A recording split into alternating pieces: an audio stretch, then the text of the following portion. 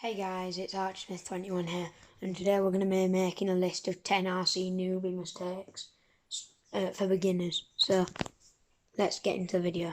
The first one is not choosing the right vehicle for the terrain you want to use it on. So if you get in a... So, one of the main mistakes is, if you want to do some trail runs,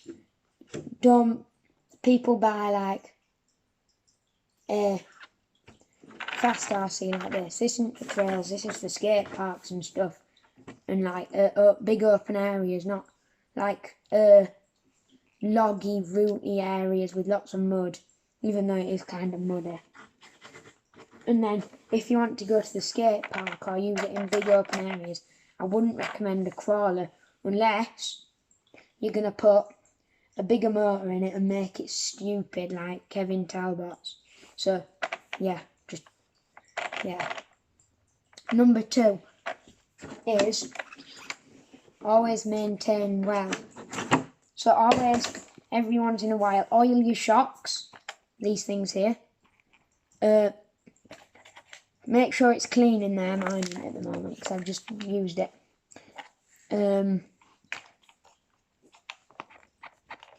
Get out, body pin. Right. Always make sure your batteries are clean. Never leave them in a hot area as well.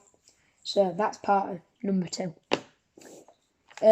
Number 3 is kind of a must. Is before you go out and play with your vehicle, make sure it's 100% charged. Because if it isn't 100% charged and then you go use it, you'll flatten the battery and make its battery life for next charges. It'll make it longer when it's charging. So yeah, make sure you always fully charge batteries before you use them. Step number 4. Never let your motor, which is on this one, I'm running a Traxxas Slash 4x4. This is the motor here. Make sure that's nice and cool. Keep checking the temperatures. Check the ESC temperature, which is this part here. Check the servo temperature, even though that doesn't get warm, and very rarely it does. Number 5 is, before you use it, make sure there's nothing broken, nothing's got any damage to it. So these are the main places to check. Make sure the chassis is not broken, or if you've got a RC car with a metal chassis, make sure it isn't bent. Also check bumpers, because you don't want one of them coming off when you're just driving around. Make sure the wheels spin freely when you use it. If they're making a horrible noise, yeah, mine are completely fine. I always do mine.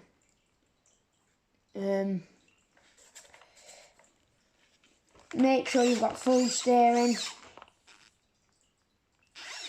and also make sure that the shocks and the springs aren't bent, because that'll make it fly funnily in the air, or just not crawl right if you've got a crawler. It'll make it like be tilting sideways when you're going over rocks and stuff. Always make sure your aerial's clean and tidy, which is this piece here on this car. Check shock towers, which are these pits here. If they're broken, your body won't stay on properly, or your body won't even fit at all. Check the hinge pin braces at the back here. This little metal, no, that's not it. Check the piece at the back here, basically, behind the bumper, under there, so you might be able to get a better angle from here. if you can see that little blue piece that I'm pointing to, that's the piece I'm on about. Don't know if you can see it or not. But anyway. Step number 6 is make sure that that your diffs are fully fine, not making any squeaky noises. If they are, you can either take your bumpers off and go inside and just put a bit of grease on them, or just put a bit of WD-40 on them or something. Yeah, that's kind of a obvious one. That's kind of one that everyone has to do. Also do that the same if you have a crawler with a centered diff. And also do it to crawlers with 2-speed transmissions or remote locking differentials. Step number 7 is make sure that your battery is protected in the car. So make sure there's little foam blocks like I use here. I use foam blocks in the battery tray to keep it nice and protected. So if you do a jump, it won't smash against plastic. Step number 8, make sure that you have a proper toolkit. So these are the main tools. You need some scissors, like this. Make sure you have string, like this here. Make sure you have a little tool for removing like motor pinions and stuff, which is this one here. Make sure that you have a little thingy to remove your wheels, like this. Oh, I'm using the wrong end. All RC cars come with these tools here. Also have tissues for cleaning and maintenance, because it gets a bit messy.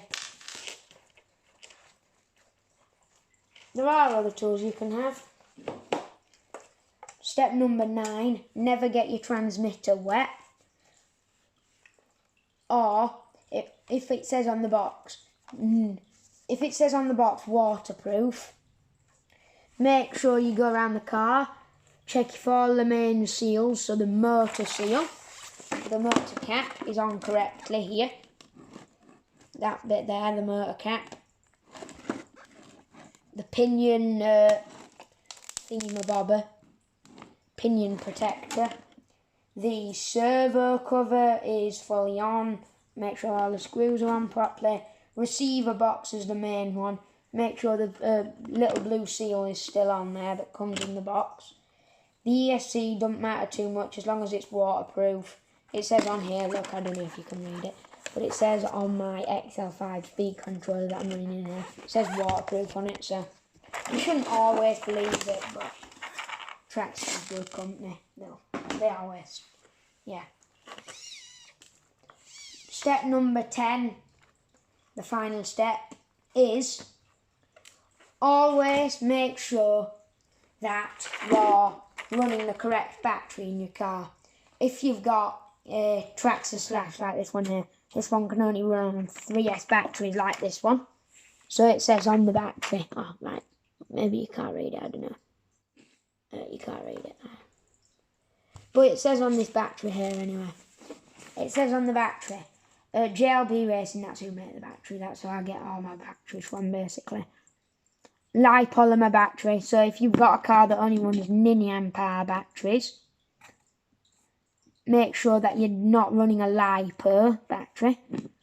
And if you've got a car that only takes LiPos, mine takes both, but mine has a setting on the ESC, which is you hold it down for 5 seconds and it changes between lipo mode, which is these batteries, and the other one is, what the hell are they called now? mini amp batteries, make sure that if you hold it down again for 5 seconds, you can put a mini amp battery in it.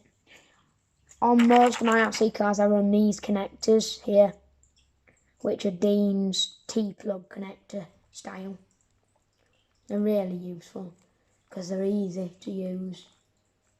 Also, make sure when you use a charger, always plug this piece and this piece in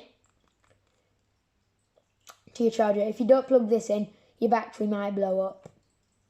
So, that isn't good. You don't want a lipo fire there, deadly then. Also, make sure that once you've finished using your car, the first thing you do when you take the body off is remove the battery. So unplug it. Because even if the car's turned off, the battery might still be in use. So the battery's still using its cells. And if you run the cells down to 0, you won't be able to charge it as good and it won't last as long.